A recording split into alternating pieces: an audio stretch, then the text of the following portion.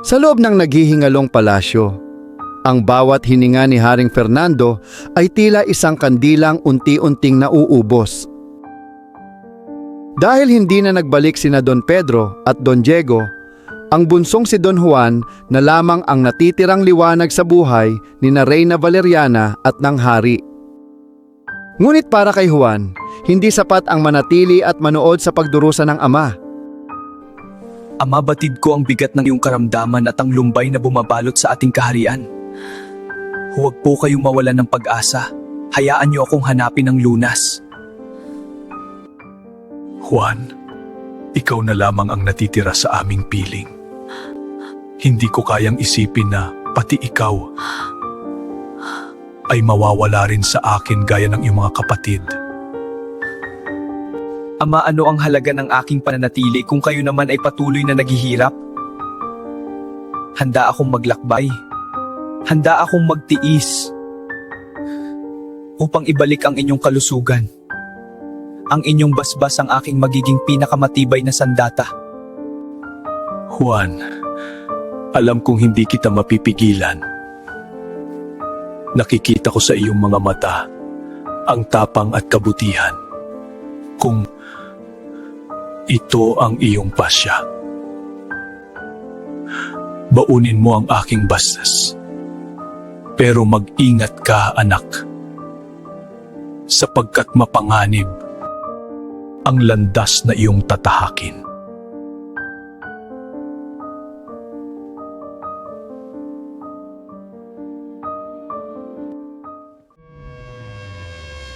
Dala ang basbas ng hari. Nilisan ni Don Juan ang berba niya. Sa isang kahangahangang desisyon, pinili ni Juan na huwag gumamit ng kabayo. Ayaw niyang may inosenteng buhay na madamay sa panganib na kanyang haharapin. Pinili niyang maglakad sa ilalim ng matinding sikat ng araw at hamog ng gabi.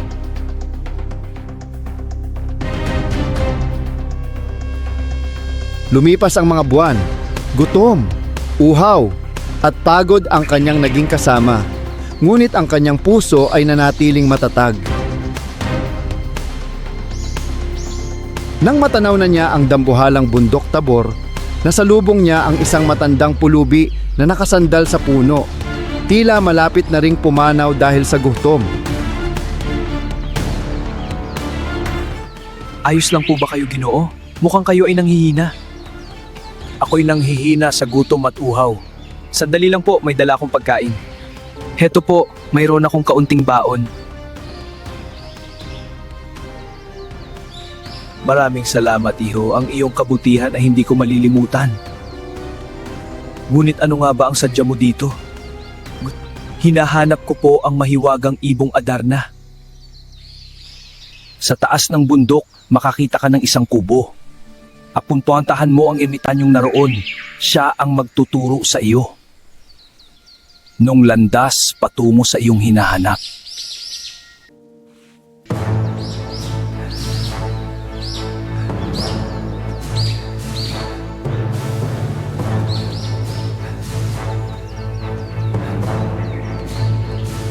Narating ni Juan ang kubo at hinarap ang ermitanyo. Sa isang seryosong usapan, sinubok ng matanda ang layunin ng prinsipe. Sino ang naglalakas loob na umakyat sa bundok na ito? Ako po si Don Juan, anak ni Haring Fernando ng Berbanya. Napadpad po ako rito sa paghahanap ng ibong Adarna. Halika rito, prinsipe. Sumunod ka sa akin.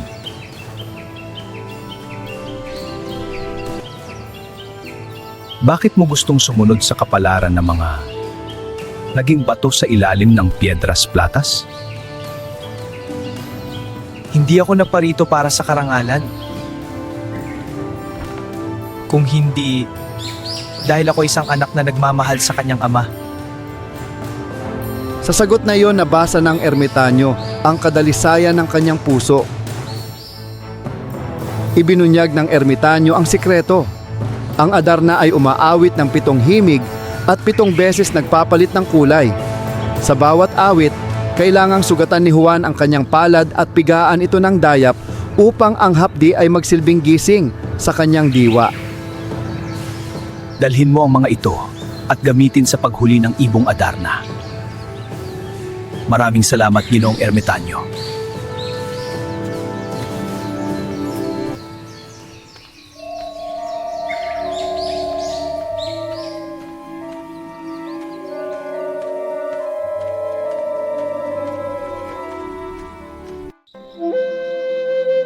Narating ni Juan ang kumikislap na Piedras Platas. Ang ganda.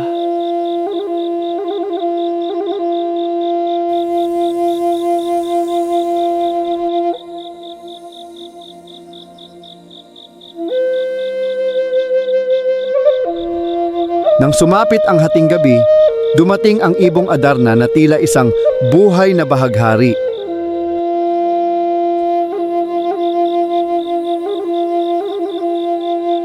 Ang ibong Adarna.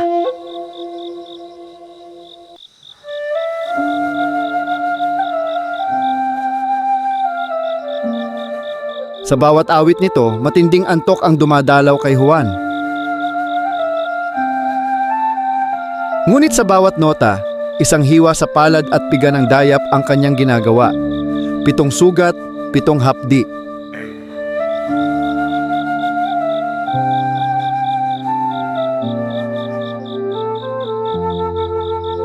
Nang matapos ang huling awit, naglabas ng dumi ang ibon, ngunit mabilis na umiwas si Juan.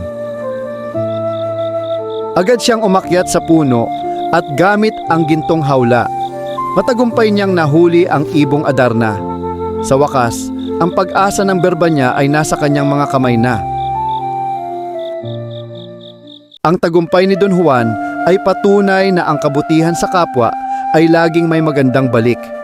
Dahil sa pagtulong niya sa matandang pulubi, nakamit niya ang gabay na hindi nakuha ng kanyang mga kapatid.